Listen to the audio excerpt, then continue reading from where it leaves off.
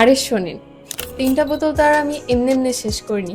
আপনি তো এটা অনেকদিন ধরে ব্যবহার করছেন। চুল পড়া আসলে কতটুকু থেমেছে বলে আপনার মনে হয়? প্রথম ১০-১২ দিন আমি নিজেও একটু কনফিউজ ছিলাম। তারপর দেখলাম চিরুনি দিয়ে চুল আঁচড়িয়ে আগের মতো আর এক গাদা চুল উঠে আসছে না।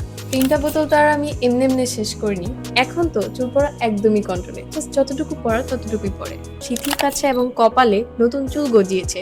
আপনার কি মনে হয় এটা নতুন চুল গজাতে সাহায্য করছে? দেখুন, আমি ডাক্তার না, তবে আমার সিথির কাছে এবং কপালে নতুন চুল গজিয়েছে। চুল পড়া বন্ধ করে স্ক্যাল্প যখন ক্লিন থাকে তখন নতুন চুল গজানোর সুযোগ পায়।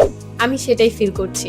সস্তা শ্যাম্পুর ওই ডিটারজেন্ট গুলো আমার চুলের ১২টা বাজিয়ে দিচ্ছে। আপু, অনেক কম দামেও তো শ্যাম্পু পাওয়া যায়, তাহলে বেশি দাম দিয়ে কেন নিউট্রিপিওর নিব? এটা আসলে আমি শুরুতে ভাবতাম, পরে বুঝতে পারলাম সস্তা শ্যাম্পুর ওই ডিটারজেন্ট গুলো আমার চুলের ১২টা বাজিয়ে দিচ্ছে। পরে তো চুল পড়া ঠিক করতে আমার আরো বেশি টাকা খরচ করতে হবে। তার চেয়ে ভালো একটা জিনিসে ইনভেস্ট করা অনেক ভালো। ৩টা শ্যাম্পু ইউজ করার পর বুঝতে পেরেছি এটা আসলে বিলাসিতা নয়, এটা আমার চুলের সৌন্দর্য রক্ষা করার ইনভেস্টমেন্ট। ৩-৪ সপ্তাহ পর দেখলাম চুল পড়াটা চোখে পড়ার মতো কমেছে। আচ্ছা, কতদিনে আপনি রেজাল্টটা প্রথম টের পেলেন?